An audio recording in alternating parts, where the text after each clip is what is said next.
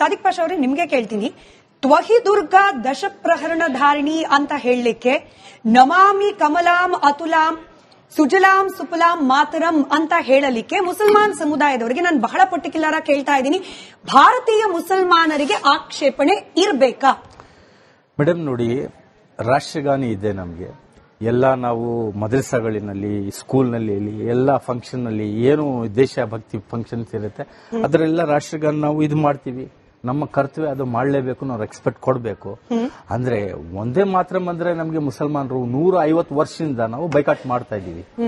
ಈಗ ಈ ಗೌರ್ಮೆಂಟ್ ಬಂದಿದ್ಮೇಲೆ ಇದ್ರ ಮೇಲೆ ಇದು ನಮ್ಮ ಮುಸಲ್ಮಾನರಿಗೆ ಬಲವಂತವಾಗಿ ಇದು ಒಂದೇ ಮಾತ್ರ ಇದು ಮಾಡಿ ವಿರೋಧ ಯಾಕೆ? ಆಮೇಲೆ ನೀವು ಹೇಳ್ತಾ ಇದ್ರಿ ನ್ಯಾಷನಲ್ ಆಂಥಮ್ ಇದೆ, ಒಂದ್ ಚಿಕ್ಕ ಕರೆಕ್ಷನ್, ನ್ಯಾಷನಲ್ ಆಂಥಮ್ ಇದೆ, ಅದಕ್ಕೆ ನಾವು ಗೌರವ ಕೊಡ್ತಿದ್ದೀವಿ ಅಂತ ಹೇಳಿ ನೀವು ಹೇಳಿದ್ರಿ. ಹಾಗೇನೆ ಒಂದೇ ಮಾತರಂಗೂ ಕೂಡ ಸಮಾನವಾದ ಗೌರವ ಕೊಡಬೇಕು ಅಂತ ಹೇಳಿ ನಮ್ಮ ದೇಶದಲ್ಲಿ ಕಾನೂನು ಇದೆ. ಅದು ಒಪ್ಪೋದು ಬಿಡೋದು ನೀವು ಆಮೇಲೆ ಹೇಳಿದಂತೆ.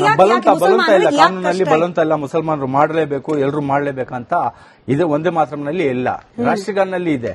ನೋಡಿ, ಇನ್ನೊಂದು ಏನಂದ್ರೆ ನಮ್ಗೆ ಒಬ್ಬನೇ ಅಲ್ಲ, ಒಂದೇ ಅಲ್ಲ, ನಾವು ಒಂದೇ ಅಲ್ಲಕ್ಕೆ ನಾವು ಪೂಜಿಸೋದು, ನಾವು ಇಬಾದತ್ ಮಾಡೋದು.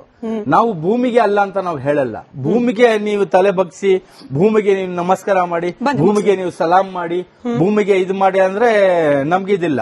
ನೋಡಿ, 33 ಕೋಟಿ ದೇವರು ನಿಮ್ಗೆ ಇದ್ದಾರೆ, ಹಿಂದೂಗಳಿಗಿದ್ದಾರೆ. ನಮ್ಗೆ ಒಬ್ಬನೇ ಅಲ್ಲ, ನಾವು ಒಬ್ಬನೇ ಅಲ್ಲಕ್ಕೆ ನಾವು ಪೂಜೆ ಮಾಡೋದು. ಅದು ನಮ್ಮ ಮೇಲೆ ಬಲವಂತಾಗಿ ಇದು ನಮ್ಮ ಧರ್ಮದಲ್ಲಿ ಇದು ಮಾಡಕ್ಕೆ ನಾವು ಬಿಡಲ್ಲ, ನಾವು ಹೇಳಲ್ಲ. ನಾವು ಒಂದೇ ಮಾತ್ರ ನಮ್ಗೆ ನಾವು ಬೈಕಾಟ್ ಆ ಕಾಲದಿಂದ ಮಾಡ್ತಾ ಇರೋದು, ಈಗೂನು ಮಾಡ್ತೀವಿ ನಾವು. ಅಧಿನಾಯಕ ಜಯ ಹೇ ಭಾರತ ಭಾಗ್ಯ ವಿಧಾತ, ಇದರಲ್ಲೂ ಕೂಡ ಒಂದು ರೀತಿಯಲ್ಲಿ ಭಕ್ತಿ ಭಾವನೆ ಇರೋದು. ಭಾರತಾಂಬೆಯ ಜಪ, ಭಾರತಾಂಬೆಯ ಸ್ತುತಿ ಇದೇನೇ ಇರೋದು. ಈ ಅಲ್ಲಲ್ಲ, ಜನಗಣ ಮನದಲ್ಲಿ ಕಾಣದಂತಹ ಈ ಒಂದೇ ದೇವರನ್ನ ಪೂಜಿಸುವ ಗುಣ ಮುಸಲ್ಮಾನರಿಗೆ ಒಂದೇ ಮಾತರಂನಲ್ಲಿ ಯಾಕೆ ಕಾಣಬೇಕು? ಏನು ಭಾರತ ಭಾಗ್ಯ ವಿಧಾತ ನೋಡಿ, ಇದರಿಂದ ಅದು ಬೆಟರ್. ಇದು ನಾವು ಹೆಂಗೆ ಬೆಟರ್? ಭಾರತ ಭಾಗ್ಯ ವಿಧಾತ, ಭಾರತಕ್ಕೋಸ್ಕರ ಭಾಗ್ಯ ವಿಧಾತ, ನಮಗೋಸ್ಕರ ಅಲ್ಲ, ಮುಸಲ್ಮಾನ್ಗಲ್ಲ, ಭಾಗ್ಯ ವಿಧಾತ. ಇನ್ನೊಂದು ಏನಂದ್ರೆ ನೋಡಿ ಮೇಡಮ್, ಇದು ಯಾಕೆ ಇಷ್ಟು ವರ್ಷದಿಂದ ಸುಮ್ಮನೆ ಇದ್ದು ಬಂದು ಇವರು 10 ವರ್ಷ 11 ವರ್ಷ ಆಗಿದೆ, ಆವಾಗಿನಿಂದ ಇಲ್ಲ. ಈಗ ಏನಾಗಿದೆ, ಬಿಜೆಪಿನಲ್ಲಿ ಅಭಿವೃದ್ಧಿ ಇಲ್ಲ, ತುಂಬಾ ಪ್ರಾಬ್ಲಮ್ ಒಳಗಡೆ ನಡೀತಾ ಇದೆ. ಇನ್ನೊಂದು ಏನಂದ್ರೆ ನೋಡಿ, ತಾಲಿಬಾನ್ ಅಂದ್ರೆ ಒಂಥರ ಟೆರಿಸ್ಟ್ ಈ ತರ ತೋರಿಸ್ತಾ ಇದ್ರು. ತಾಲಿಬಾನ್ ನಿಂದ ಇಷ್ಟು ಪ್ರೀತಿಯಾಗಿ ಜೊತೆನಲ್ಲಿ ಇದ್ದಾರೆ. ಈಗ ನೋಡಿ, ನಮ್ಮ ದೇಶದ ಕರೆನ್ಸಿ ₹1 ಏನಾಗಿದೆ, ತಾಲಿಬಾನ್ ನೋಡಿ, ನಮ್ದು ₹1, ನಮ್ದು ₹1.34 ನಮ್ದು, ಅವ್ರದ್ದು ₹1. ಅಷ್ಟು ಇದಾಗಿದ್ದಾರೆ. ಇದೆಲ್ಲ ಮುಚ್ಚಕ್ಕೆ ನೋಡಿ, ಮುಸಲ್ಮಾನರು ಯಾವ್ಯಾವ್ದು ಇದಿದೆ, ಮುಸಲ್ಮಾನರು ಯಾವ ಬೈಕಾಟ್ ಮಾಡ್ತಾರೆ, ಹಲಾಲ್ ಆಗ್ಲಿ, ಇದು ಆಗ್ಲಿ, ಹಿಜಾಬ್ ಆಗಲಿ, ನಾವು ತಿನ್ನೋ ಇದ್ರಲ್ಲಿ ಆಗ್ಲಿ, ಏನನ್ನ ಒಂದು ಇಶ್ಯೂ ಎದ್ಬಿಟ್ಟು ಲೀಗಲ್ ಅಂತ ಮಸೀದಿ ಮೇಲೆ ಅಟ್ಯಾಕ್ ಮಾಡೋದು, ಇದರಲ್ಲಿ ಮಸೀದಿ ಎದುರುಗಡೆ ಹನುಮಾನ್ ಚಾಲೀಸಾ ಓದೋದು, ಮುಸಲ್ಮಾನರಿಗೆ ಮನಸ್ಸಿಗೆ ಯಾವ್ದಾವ್ದು ಧಕ್ಕ ಬರುತ್ತೆ, ಆ ಕೆಲಸ ಬಿಜೆಪಿಯ ಗೌರ್ಮೆಂಟ್ ಇದು ಮಾಡ್ತಾ ಇದ್ದಾರೆ. ಒಂದೇ ಮಾತರಮ್ಗೆ ವಾಪಸ್ ಬರ್ತಾ ನಾನು ಸ್ವಾಮೀಜಿಗಳನ್ನ ಪ್ರಶ್ನೆ ಮಾಡ್ತೀನಿ. ಸ್ವಾಮೀಜಿಗಳೇ, ಭಾರತದ ಸಂಸ್ಕೃತಿ, ನಾನು ಇನ್ ಪರ್ಟಿಕ್ಯುಲರ್ ಬನ್ನೆ ಸುರ್ಬಿ ಅವರೇ, ಭಾರತದ ಸಂಸ್ಕೃತಿಯನ್ನು ಕೇಳ್ತಿದ್ದೀನಿ. ಇಲ್ಲಿರುವ ಮುಸಲ್ಮಾನರು, ಕ್ರಿಶ್ಚಿಯನ್ನು, ಜೈನು, ಸಿಖ್ಖರು ಹಾಗೆ ಹಿಂದೂಗಳು ಎಲ್ಲರೂ ಸೇರಿ ಭಾರತೀಯರು ಅನ್ನೋ ಪರಿಕಲ್ಪನೆಯಲ್ಲಿ ಭಾರತೀಯರ ಕಲ್ಪನೆ ಹೇಗೆ, ನಮ್ಮ ಇತಿಹಾಸ ಹೇಗಿದೆ, ನಮ್ಮ ಸಂಸ್ಕೃತಿ ಹೇಗಿದೆ, ಪರಂಪರೆ ಹೇಗಿದೆ ಅಂದ್ರೆ, ನಾವು ನೆಲವನ್ನ, ಜಲವನ್ನ, ಎಲ್ಲವನ್ನ ಕೂಡ ವಸ್ತುಗಳಾಗಿ ನೋಡೋದಿಲ್ಲ, ಅದನ್ನು ಪೂಜನೀಯ ಗೌರವದಿಂದ ಭಾವಿಸ್ತೇವೆ, ಇನ್ಕ್ಲೂಡಿಂಗ್ ಮುಸಲ್ಮಾನರು ಕೂಡ.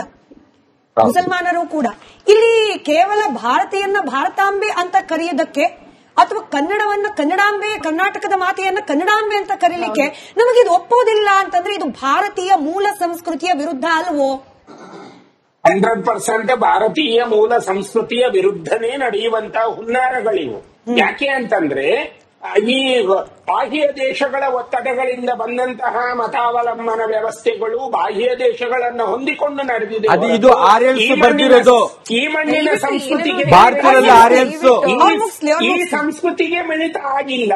ಈ ಸಂಸ್ಕೃತಿಗೆ ಮಿಳಿತ ಆಗಿರುವುದೇ ಆಗಿದ್ದಾದರೆ ಬಾಬಾ ಸಾಹೇಬ್ ಅಂಬೇಡ್ಕರ್ ಬರೆದಿರುವಂತಹ ಸಂವಿಧಾನವನ್ನು ಅವರು ಒಪ್ಪಿಕೊಳ್ಳಬೇಕಿತ್ತು. ಅದನ್ನೇ ಅವರು ಒಪ್ಪಿಕೊಳ್ಳುವುದಿಲ್ಲ ಅಂತ ಹೇಳಿದ ಮೇಲೆ ಇನ್ನು ಇವರು ಭಾರತಾಂಬೆಯನ್ನ ಅಥವಾ ಕನ್ನಡಾಂಬೆಯನ್ನ ಪೂಜೆ ಮಾಡುವ ಸಂಸ್ಕೃತಿ ಸಂಸ್ಕೃತಿಯನ್ನ ಅವರು ಯಾವತ್ತೂ ಒಪ್ಪಲ್ಲ, ಯಾವತ್ತೂ ಅವರು ಅದನ್ನ ಮಾಡಲ್ಲ. ಆದರೆ ಅವರು ಹೇಳಿರುವಂತಹ ಮಾತಿನಲ್ಲೇ ಒಂದು ವಿಷಯ ಅಡಕವಾಗಿದೆ. ಅವರು ಹೇಳ್ತಾರೆ, ನಾವು ಈ ಭೂಮಿಯನ್ನ ಪೂಜೆ ಮಾಡಲ್ಲ ಹಾಗೆ ಅಂತ ಹೇಳಿ ಈ ಭೂಮಿಯಲ್ಲೇ ಅವರು ನಮಸ್ಕಾರ ಮಾಡ್ತಾರೆ. ಈಗ ನಮಾಜ್ ಮಾಡೋದು ಈ ಭೂಮಿಯಲ್ಲೇ, ಈ ಭೂಮಿ ಬಿಟ್ಟು ನಮಾಜ್ ಮಾಡ್ಲಿಕ್ಕೆ ಆಗಲ್ಲ.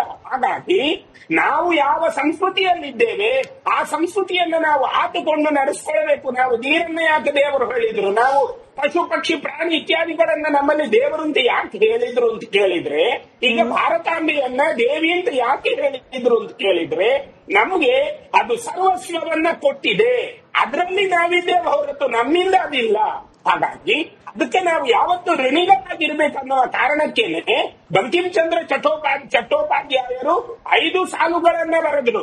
ಅದನ್ನ ಈಗ ಯಾರು ಮಾತಾಡ್ತಾ ಇದ್ದಾರಲ್ಲ, ನಾವು ಇದನ್ನ ಅದರಿಂದ ಒಳ್ಳೆ ನಾವು ಸಾರೆ ಜಹಾಂ ಸೆ ಅಚ್ಚಾ ಹಿಂದೂಸ್ತಾನ್ ಹಮಾರಾ ಅಂತ ಇಡೀ ಇದರಲ್ಲಿ ನಾವು ಹೇಳ್ತೀವಿ. ಮುಗಿಸ್ಬಿಡ್ಲಿ, ನನಗೆ ವ್ಯತ್ಯಾಸ ಏನು ಅಂತ ಹೇಳಿ ನೀವು ಮತ್ತೆ ಹೇಳಿ. ಸಾರೆ ಜಹಾಂ ಸೆ ಅಚ್ಚಾ ಹೇಳೋದ್ರಲ್ಲಿ, ಜನಗಣಮನ ಹೇಳೋದ್ರಲ್ಲಿ, ಒಂದೇ ಮಾತರಂ ಹಾಡೋದ್ರಲ್ಲಿ ವ್ಯತ್ಯಾಸ ಏನು ಅಂತ ಹೇಳಿ ಬೇಕು. ಸ್ವಾಮೀಜಿ ಮುಗಿಸ್ಬಿಡ್ಲಿ, ಸ್ವಾಮೀಜಿ ಮುಗಿಸ್ಲಿ ಅವ್ರು. ಬಂದೆ ಅಡ್ಡಂಡ ಸರ್ ಬಂದೆ. ಒಂದೇ ಮಾತ್ರ ನಮ್ಮನ್ನ ಚಿಂತನೆಗಳು ನಮ್ಮ ದೇಶದ ಒಳಗೆ, ನಮ್ಮ ಧಾರ್ಮಿಕ ಪ್ರವೃತ್ತಿಯ ಒಳಗೆ ಮಾತ್ರ ಬಂದಿರುವುದಲ್ಲ, ನಮ್ಮ ಸಂಸ್ಕೃತಿಯ ಒಳಗೆ ಬಂದಿರುವಂತಹ ಒಂದೇ ಮಾತರನ್ನ ಪರಿಣಾಮ ಏನಾಯಿತು ಅಂತ ಕೇಳಿದ್ರೆ, ಇಡೀ ದೇಶದಲ್ಲಿ ಒಂದು ಸಂಸ್ಕೃತಿಯ ಸಂಚಲನವಾಯಿತು. ಆ ಸಂದರ್ಭದಲ್ಲಿ ಅವರು ಇಸ್ಲಾಂ, ಇವರು ಜೈನರು, ಇವರು ಯಹೂದ್ಯರು, ಅವರು ಕ್ರಿಶ್ಚಿಯನ್ ಎನ್ನುವ ಪಂಥನೇ ಇರಲಿಲ್ಲ. ದೇಶಕ್ಕಾಗಿ ಎಲ್ಲರೂ ಒಂದೇ ಧ್ವಜದ ಅಡಿಯಲ್ಲಿ ಬರಬೇಕು ಅನ್ನುವ ಒಂದು ಇತಿಹಾಸವನ್ನ ಒಂದೇ ಮಾತರಂ ಸೃಷ್ಟಿ ಮಾಡಿತು. ಆ ಒಂದೇ ಮಾತರಂ ಸೃಷ್ಟಿ ಮಾಡಿದಾಗ ಈ 6 ಸಾಲುಗಳಿತ್ತು.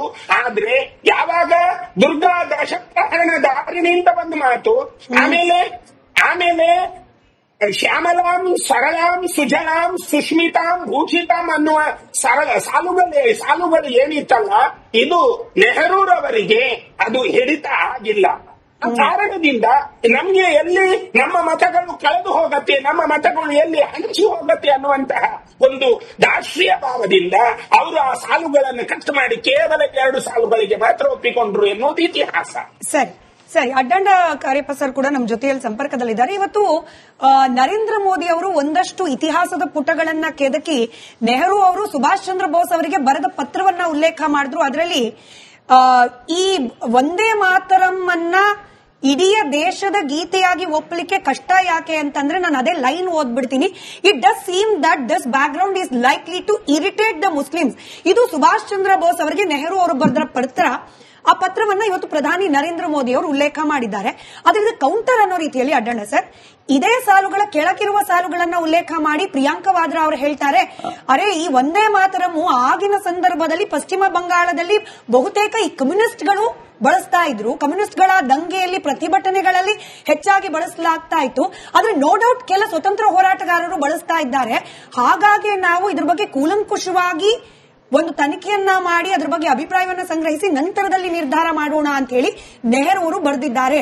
ಇದನ್ನ ಡೆಲಿಬರೇಟ್ ಆಗಿ ಮೋದಿ ಅವರು ಹೈಡ್ ಮಾಡ್ತಿದ್ದಾರೆ ಅನ್ನೋ ಆರೋಪ. ನಾವಿವಾಗ ಯಾರ ನಿಜ ಅಂತ ಭಾವಿಸೋದು, ಮೋದಿ ಅವರದ್ದ ಪ್ರಿಯಾಂಕಾ ವಾದ್ರಾ ಅವರದ್ದ?